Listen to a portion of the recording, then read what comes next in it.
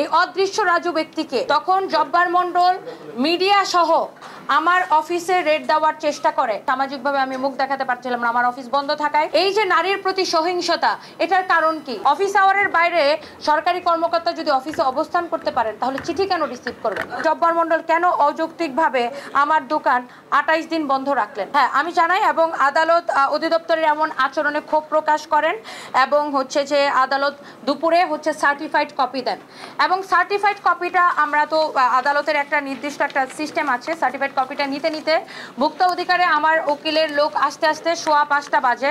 তখন সেখানে ওনাদের অফিসের সকল মানে মোটামুটি অনেকেই উপস্থিত ছিলেন। তো আমার গতকালকে যখন অর্ডারের কপিটা নিয়ে যায়, ওনারা অর্ডারের কপিটা বের করে ছবি তুলে রাখে কিন্তু অর্ডারটি রিসিভ করে না। এটাও কি আমাকে হয়রানিমূলক নয়? অর্ডারটা রিসিভ করে না কারণ যেন আমি গতকালকে দোকানটা খুলতে না পারি, তাহলে ওনারা ছবি কেন তুলে রাখলেন? আর ওনারা যদি ওনারা বলে অফিস আওয়ারের বাইরে রিসিভ করবে না।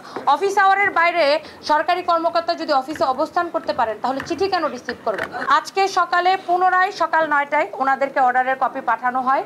তারপরে মহামান্য আদালত 24 ঘন্টার সময় দেয় ওনাদেরকে অর্ডারের লিখিত কপিতে, যে 24 ঘন্টার মধ্যে আমার দোকানটি খুলে দেবে। এই প্রেক্ষিতে ওনারা আজকে এসে আমার দোকানটি খুলে দেয়।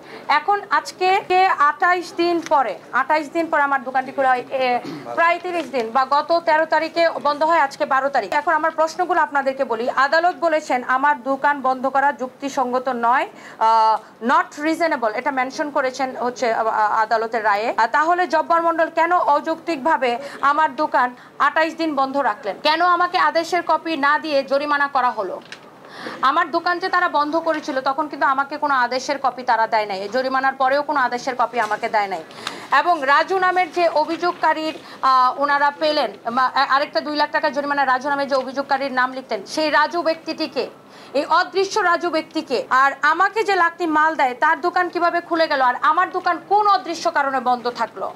একজন নারী উদ্যোক্তার পোশাক নিয়ে কটূক্তি এবং অপমান কেন করা হলো? আদালতের নির্দেশের পরেও কেন এত চলচাতুরি আমার সাথে করা হলো? এই যে আমি আর্থিকভাবে ক্ষতিগ্রস্ত হইলাম এবং আমি এখন পর্যন্ত আমাদের বোনাস বেতনের দায়িত্ব কারা নেবে? বেতন বোনাস আমি দিতে পারি নাই, এটার দায় আসলে কে নেবে? আমি আরো একটা কথা ভাইয়া যুক্ত করতে চাই, সেটা হলো এই পর্যন্ত নিশ্চয়ই আপনারা জানেন জাতীয় ভোক্তা অধিকার সংরক্ষণ অধিদপ্তর না হলে 25 থেকে 30 হাজার অভিযান কিন্তু তারা পরিচালনা করেছেন। সেখানে অ্যাকসেপ্ট আমি একমাত্র যে কিনা যার দোকান ওনারা এতদিন বন্ধ রাখলেন কোনো অদৃশ্য কারণ ছাড়া, এবং যেখানে অভিযানের পরের দিনই আমি কিন্তু জরিমানাটা দিয়ে দিই। এবং আমি আপনাদেরকে আরেকটা জিনিস অবগত করি, এর মধ্যে আমি কি পরিমাণ হয়রানির শিকার হয়েছি। আমি আসলে আমি যখন ওনারা আমার দোকানটা যখন খুলে দেয় না, তখন আমি আমার আইনজীবীর মাধ্যমে, আমি যখন ওনাদের কাছে প্রায় 10 দিন ধরে ঘুরতেছি আমার দোকান খুলে দিচ্ছেন, আমার আইনজীবীর মাধ্যমে যখন ওনাদেরকে নোটিশ প্রেরণ করি, তখন জব্বার মণ্ডল মিডিয়া সহ আমার অফিসে রেড দেওয়ার চেষ্টা করে। তখন আমার অফিস, আমি যেহেতু মানসিকভাবে ভেঙে পড়েছিলাম, সামাজিকভাবে আমি মুখ দেখাতে পারছিলাম না, আমার অফিস বন্ধ থাকায় সে আমাকে নতুন করে আর কোনো ঝামেলায় ফেলাইতে পারে নাই। এবং সে আমার অফিস বন্ধ হয়ে সে আবার আমার ধানমন্ডি শোরুমে অভিযান করতে চায় মিডিয়া সহ, কিন্তু তখন ধানমন্ডির শোরুমটি ওই দিন সাপ্তাহিক ছুটি থাকার কারণে সে আমার ধানমন্ডি শোরুমে অভিযান পরিচালনা করতে পারে না। তখন আমি ভয় পেয়ে স্বাভাবিকভাবে আমার প্রতিষ্ঠানের সকল কার্যক্রম আমি বন্ধ করে দিই এবং মহামান্য হাইকোর্ট রুল জারি করার পরে পুনরায় আমি আমার প্রতিষ্ঠানের কার্যক্রম চালু করি, অন্যান্য শোরুমগুলো এবং আমার অফিস।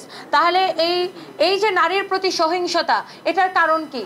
আজকে কি শুধুমাত্র আমি একজন নারী উদ্যোক্তা বলে আজকে আমাকে এত পেরেশানির শিকার হইতে হলো?